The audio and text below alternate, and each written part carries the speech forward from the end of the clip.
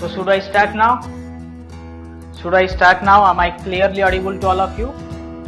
Am I clearly audible to all of you? Should I go ahead? We have two sessions today. In first, we discuss the RBI circular gist for the month of November, and in second, we will discuss about the HDFC Digital 2.0 issue, for which RBI has recently, yesterday, has ordered to HDFC Bank to stop all its digital sourcing, including credit card. Okay, credit card is a major source of business for HDFC Bank. Why they have restricted them? What is the real issue? We'll discuss all of them in today's session. And this is our RBI circular gist, which is very popular among all our students, because this helps you clearly understand what RBI looks, what type of notifications RBI rolls out, what type of circulars RBI rolls out, and this is the Bible for those who are preparing for bank exams. Okay, and the entire notifications, circulars that have been issued and the related terms for the month of November, we will be discussing it. The combined book of all month circulars and banking and economy developments of all the months are available for download. You can check it out. So let's begin with RBI circular gist November 2020. This month, let me tell you, there are very less developments in terms of Reserve Bank of India point of view. So there are very few notifications which we can discuss in 15 to 20 minutes, but we cannot afford to skip all of them. Why so? Because as the questions are directly not asked from recent RBI notifications and circulars, but many of them are related to these terms. Okay, so when the question maker looks into making a question, so he certainly looks into the current developments in banking and economy field and developments in terms of Reserve Bank of India, and a banking law and a banking practice related to it is being asked. Okay, is being asked. So nowadays, when I have started in the month of August, I have told all of you, many of you, that the in the lateral entry and specialist officer segment, the question pattern is changing. Some of you believed in me, and many of you have asked those who were preparing for IBPS RRB asked me the questions that were in previous year's format. But I have categorically denied that the format that IBPS RRB was adopting is nowadays not being adopted by other banks. This has been changed. What was the pattern? 20 static, 20 current banking affairs. And that banking current affairs is just banking news. But that pattern was for the last 8-9 months in all banking exams, all banking lateral entry exams. One pattern is being observed, that they don't ask news related to certain private lenders. They ask laws, current developments of RBI importance, which RBI could focus. Such issues were discussed in the issues were asked in current banking exams. So there was a sudden change, and some of you followed it and done well. So nowadays, well, my suggestion to all my students is, whenever we look into current banking developments of last 6 to 7 months, we must look the laws related to it. News are something that are being asked in interviews, but as far as banking written exams are concerned, they are worried about banking law and banking practice. So in this manner, we should prepare our next exam. Okay, and the second thing is, many of you are now going to embrace the interview. Many interviews are scheduled. Just my Bank of India batch students are awaiting their exam this weekend. Rest are now preparing for interview. Many of you are waiting for the results to commence the interview preparation, but that is a old style. You should not adopt such style. If you believe that you are going to qualify, or even not in this exam, by next exam you are going to qualify, then come and prepare. Otherwise, you should not waste your time. So if you believe that in this exam you will be qualified, otherwise then in the next one. So what is the harm in preparing from today onwards? What is the harm? And what will you prepare? You will prepare banking only. That will help you in your next exam, next written plus interview as well. Okay, and this will also give you a confidence, and knowledge will not go into vain, right? Knowledge will never go into vain. So there is no particular harm in preparing banking knowledge, right? Am I right? Am I right? And see, one thing that is being marked by many interviewer is the level of confidence, right? It is the level of confidence. So if you are if you have learned many things about banking, then certainly there will be a reflection of your there will be a reflection from your face, and that will boost your marks in interview. So I have planned to start this interview batch from December 15 onwards, as some of you are having their BOI interview, BOI written test this weekend, and next is I have some family programs is scheduled next week. So December 15 onwards, we will plan it. And as of now, we must start this RBI circular just for the month of November. So let's discuss the first issue. There is a discipline for current account. I think many of you know that in the last monetary policy review, there was a guidelines issued that there should be a civil kind of a loan kind of credit line kind of discipline must be observed while operating and issuing current accounts, right? Why so? Because many businessmen use current accounts to park their private funds, to use to hide their income, etc. So this must not be used. And the one where you are opening your, if you have opened a OD or CC account, you must not be allowed to operate a current account. All the transactions must be from current account itself, sorry, overdraft account or CC account itself.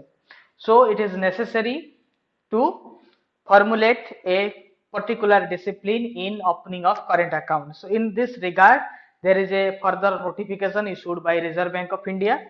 So what is that notification? We must see it. No bank shall open current account for customers who have availed credit facilities in the form of cash credit, overdraft from the banking system, and all transactions shall be routed through the CC OD account. Okay, if you have one opened CC OD account running, then you will not be allowed to open another current account from banking system. Okay, so what is the reason behind this? So in anti-money laundering, there is a term called layering. I think many of you heard about the term layering. Many of you who are prepared for SBI CBO know about the term layering, because it was there in anti-money. Oh, yes, Anil, yes, okay, yes, placing funds in multiple accounts, right, Nagarjan, yes. This is the level of confidence I want to see in my students. Great. Okay, whenever required, all the enrolled students can unmute themselves and speak. This will give them a boost for their interview preparation. Okay, speaking is itself a practice for interview preparation. Okay, whenever I ask a question, if you feel answering it, even if you don't know, you can try, you can attempt. Okay, this in everywhere in life, this trial and error method is of use.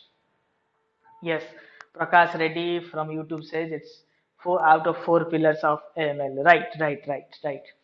So placement of money in multiple accounts. So this could also be a channel, right? So it's a one type of layering. Though it is not used for anti-money laundering, this is most of the times is used for evading.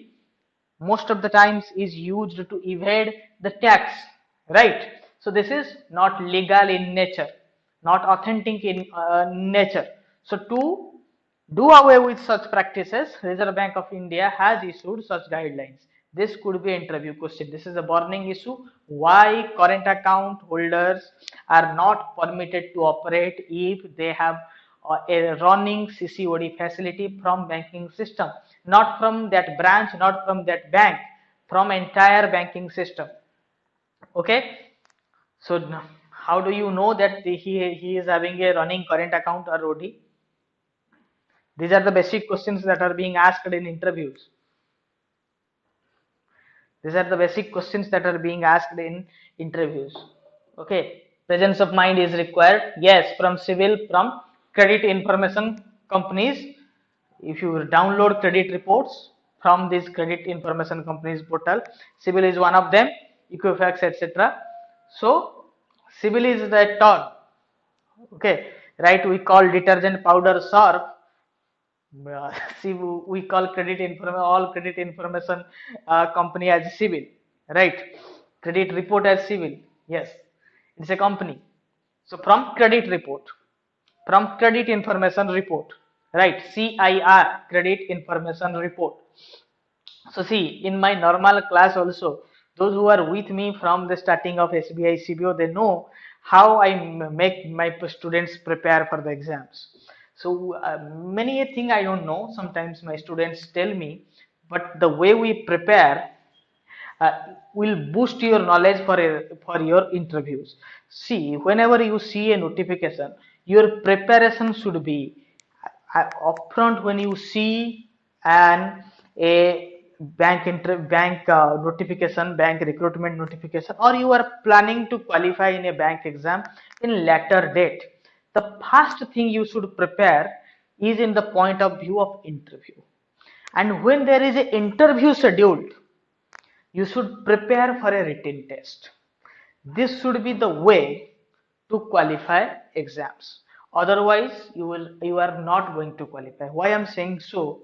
This should be an integrated process. Interview come written in both the formats. The first thing you have to keep in your mind that I am going to face the interview, and the interview is final. They can eliminate you at any point of time, right? So you have to understand the logic. If you understand all the logic, understanding the logic is required for interviews. So this should be done at the first stage of preparing. Then you can prepare for MCQs within 20-30 days. But you cannot prepare to learn banking, the entire banking knowledge within 30 days. So the first thing you must prepare in term of interviews. Okay, so that if they will ask you various questions, if they will ask you questions, what you call in a rapid fire manner, then also you can answer. Then if you understand the logics, you ask questions, you get your answers, you do some research from internet, and you find the logic behind everything. Then you prepare for MCQs. Even if you skip preparing MCQs, the logics that you have learned, the banking knowledge that you have gained will help you a lot in eliminating. Okay, so this will help you crack the written. And once you have enough knowledge to crack the written, don't start preparing for interviews to just to answer a few questions. Understand every minute issues of banking. Okay, every minute issues of banking, because they may ask you what is the you have prepared Basel, priority sector lending, etc. They will ask you a multiple choice question like what is the India's GDP growth in last quarter. They ask such questions. Okay, if you have only logics in your mind, then you cannot answer such questions. In every interview, every banking interview, there will be a lady from soft skills department. Okay, she will ask you generic questions like current banking news, etc. She will be given that format, okay, just to analyze your attitude. Almost in every interview panel you will find one lady, and probably she doesn't belong to the field of banking. Okay, so for that you need to prepare recent news articles, recent developments like farm bill, etc. Okay, but apart from that, what you can do, you must prepare with an integrated approach, written plus interview at every stage. The very first stage should be interview preparation. What will you answer when you will be asked about Basel 3? The first interview I faced way back in 2014, I guess, in IBPS RRB Scale 2, they grilled me a lot about Basel 3. They grilled me a lot about Basel 3. I was then in private banks and learning Basel. I have learned Basel 3, but I was not that confident. But then onwards, I decided if I prepare about some subject, even if as a banker I should have awareness about such issues, so I must prepare with a 360-degree approach. 360-degree approach. It's okay if I skip some MCQs from Basel 3. If it's okay if I don't tell them what the exact tier 1 capital reserve required for Basel 3, but I must understand what is tier 1 capital. Why tier 2 capital is treated as a secondary capital. Why it is less less reliable in nature. So these type of questions are being asked, okay, in interview. So for that you should have a 360-degree approach. You have seen the way I have prepared the PDF in initial days of our preparation. It was just to make you understand the logic behind everything. It was not so pinpointed that only MCQs were referred. It was elaborative in nature so that you understand the logic. It is okay if you skip some MCQs, but you must be in a position to make your interviewer understand the point which he asked you. Okay, if he want you to tell about Basel 3, why Basel 3, why this capital conservation buffer. If you remember, the capital conservation buffer is 2.5%. It will be of no use in your interview. You must say what is capital conservation buffer, from where we can arrange this CCB. Okay, so these are the things that you should keep in your mind before preparing for the interview, right? Okay, so let's see the second point. We are too long for the first point, but where bank's exposure to a borrower is less than 10% of the exposure of the banking system to that borrower, while credits are freely permitted, debits to the CCOD account can only be credited to the CCOD account of that borrower with a bank that has 10% or more the exposure of the banking system to that borrower. Getting it? Getting it? So where the bank's exposure to a borrower is less than 10% of the exposure of the banking system to that borrower, while credits are freely permitted if somebody has an account and he has he has the bank, see, in the case, take an example of ICICI Bank.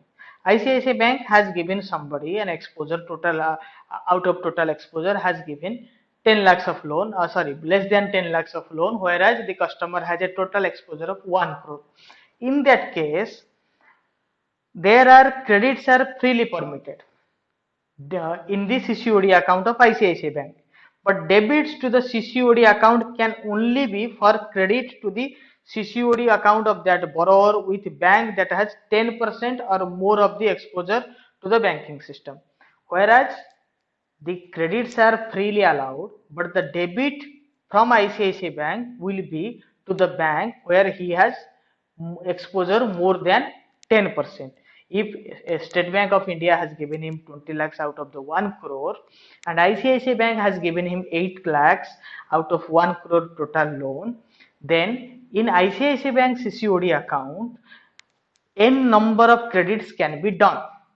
Okay, but if he wants to debit ICICI Bank account by rupees 2 lakh or 3 lakh, that debited amount must go to State Bank of India, as the State Bank of India is the loan bank, is the only bank which has exposure more than 10%. Okay, okay, getting it? Funds will be remitted from these accounts to the said transfer CCOD account at the frequency agreed between bank and the borrower. And for that, from this debited amount from ICICI Bank to the SBI, where he has more than 10% exposure, the number of credit to that SBI account from ICICI account must be at a frequency which is decided by the customer and the borrower. Sorry, customer and the bank. Getting it? The new disciplines of current account. Getting the point? The new disciplines of current account. Any doubt? Any doubt in it? Yes, to be maintained like escrow account. Great. Great. We'll in this circular gist we have some updates regarding escrow account. We'll discuss it. Great. Great. It must be like an escrow account, but not completely escrow in nature. Okay, not completely escrow in nature. Understood? Understood till this point? So the bank, okay, yes, Nagarjan, thank you. The RBI came out with a co-lending model scheme under which banks can provide loans along with NBFC to priority sector borrowers based on a prior agreement. So there is a co-lending norm between bank and NBFCs, and especially in priority sector, Reserve Bank of India has allowed a co-lending model, okay, under which bank can provide loans to NBFC with NBFC to priority sector. Okay, the CLM, which is an improvement over the co-origination of loan scheme announced by Reserve Bank of India in way back September 2018, seeks to provide greater flexibility to the lending institutions, the Reserve Bank of India said in the release. Okay, so under the CLM, bank will permitted to co-lend with all registered NBFCs, including housing finance companies, based on the prior agreement. RBI said that, adding that the co-lending banks will take their share of individual loans on a back-to-back basis in their books. However, NBFCs shall be required to retain a minimum 20% share of the individual loans on their books. Getting it? So what is this co-lending model in the field of priority sector, where banks have no exposure or no such framework to lend priority sector lending, and they must fulfill their yearly target. They can go in an agreement with a NBFC and start co-lending. Any lending to individual borrower, there the NBFC must have its 20% share. Rest could be the bank's share, and bank can keep it as the entire amount, the whole amount that reserve the co-lender, the bank which is a co-lender along with the NBFC, can put it in its books and can show it as a priority sector lending. Okay, banks like the foreign banks or banks those who serve the light class more are facing increasing issues to achieve their priority sector lending. In India, there is a 40% target of priority sector lending, and they don't have the infrastructure to go for rural lending, to go for agricultural lending, etc. So what they can do, they can identify the NBFCs, the major NBFCs, including HFCs, and they must be registered, and they can co-lend with the NBFC. Okay, I think you will be understanding what is co-lending. The amount that the borrower will lend will not be from one institute, it will be from a bank plus NBFC, and the NBFC's share must be 20%. Okay. So Exim Bank's line of credit, I think every month you find many circulars, many notifications in Reserve Bank of India website. India extending line of credit. It's a loan kind of thing. There are some political, geographical impact into that. India wants to extend its foreign relation with many countries. So this type of agreements are being done. Line of credit. What is line of credit? What is line of credit? What is line of credit? Can anyone tell me? It's like CC. Yes, it's a flexible loan. It could be in term of CC plus term loan. It could be flexible in nature. Whenever required, the amount can be drawn. Yes, yes. It could be to purchase from India or from abroad as per the agreement. Agreement varies between banks, not between banks, between the agreements. Various countries within has signed many pacts, and as per the pacts signed, the term and condition varies. So we don't need to look into the term and conditions of this kind of line of credit. Many a times it come in it come in your current exams, but you can skip it. This is not that important as your exam point of view. But let's discuss for the sake of discussing. This has been issued to the government of the Republic of Nicaragua for making available the latter. Government of India supported line of credit USD $20.1 million. The purpose is the reconstruction of some hospital, that is Aldo Chavaria Hospital. Okay, out of the total credit, Exim Bank under this agreement, goods, works and services of the value of 75% of the contract price shall be supplied by the seller, that is from India. Rest 25% can be arranged from other countries. Okay. Okay, so this is in a way will help India's export. Getting it? So the discontinuation of return and reports, there were some return and reports which were outdated, which were absolute, that have been discontinued. Okay, the Reserve Bank of India has notified the discontinuation of returns and reports under the Foreign Exchange Management Act 1999 in order to improve the ease of doing business and reduce the cost of compliance. The existing form of reports prescribed under FEMA 1999 were reviewed by Reserve Bank of India. I think many of you be knowing that the ease of doing business index is one of the major index upon which the country's FDI is dependent.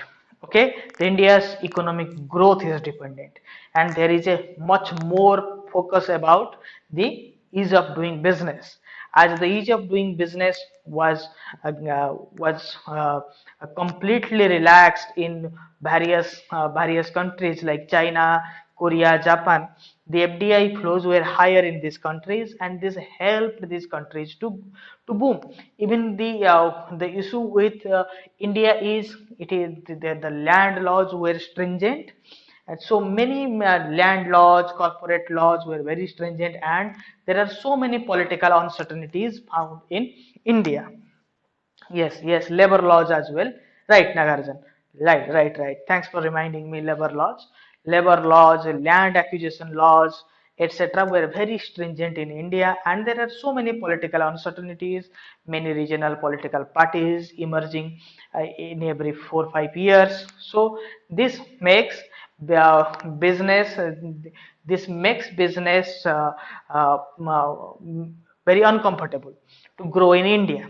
At the same time, countries like Japan attract foreign investments by the way of cheap labor, very helpful laws put towards the farms, and that's why many Indian companies like Mahindra Tractors, etc., they go to China and manufacture their tractors, and they ship them to India and just sell them in India.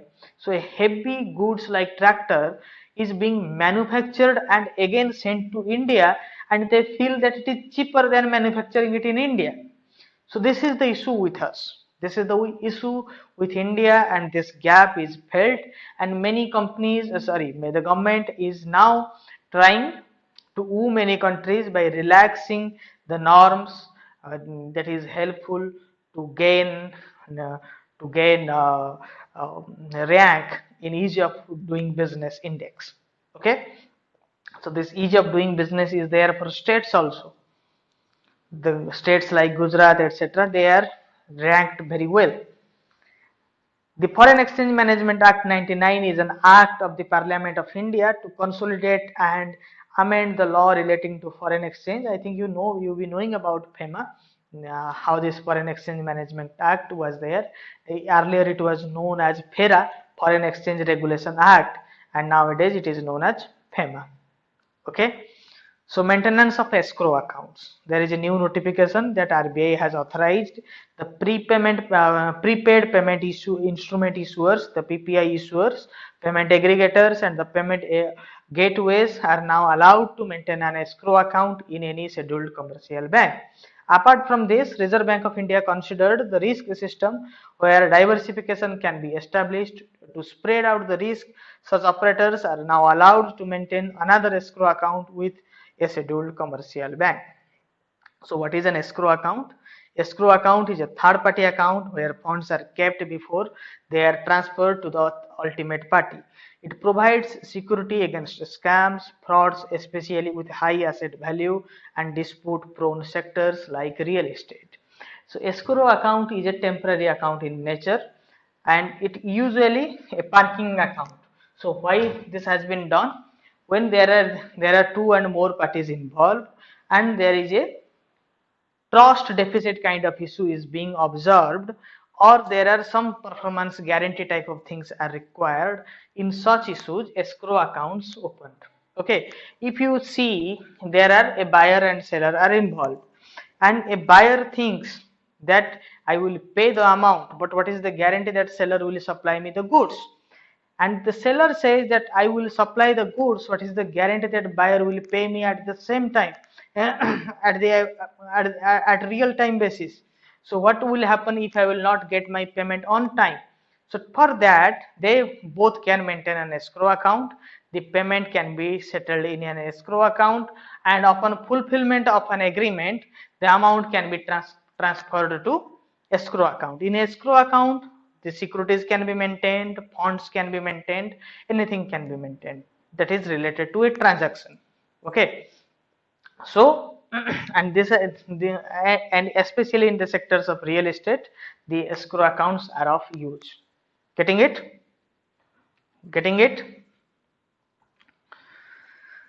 So there are some other notifications for foreign law firms. RBI, in exercise of its powers under section 10/4 and 11(1) on the Foreign Exchange Management Act, issued a circular. By the way of this circular, Reserve Bank of India said all category 1 authorized dealer AD1 banks that no fresh permission shall be granted to any foreign law firm to open liaison offices in India till the existing policies are reviewed on the basis of inter alia the final disposal of a case. Okay, although the foreign law firms that had obtained permission to open liaison offices prior to the interim orders were allowed to continue to operate the offices. No renewal of such existing permission was allowed. Okay, so there are some disputes which Supreme Court of India is currently hearing. So for that it is now being advised that no license office can be opened in India for the foreign law firms at the meantime. Okay, so that is all in this edition of RBI circular gist for the month of November. Okay, so you can download the complete RBI circular gist, and for our enrolled students this will be available in the app, and I will be also providing you this in our dedicated WhatsApp group. So we have the next class. So in this class we will be discussing about HDFC Digital 2.0.